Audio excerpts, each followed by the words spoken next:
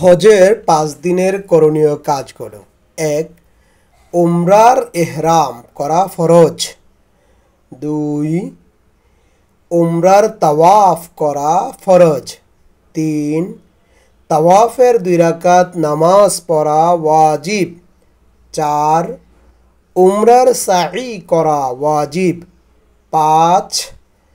হলক করা বা মাথা মুন্ডানো ওয়াজিব। ৬.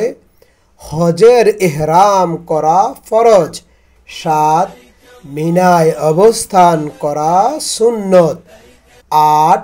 আরাফার ময়দানে অবস্থান করা ফরজ। ৯. মুজদালিফায় অবস্থান করা সুন্নত। ১০.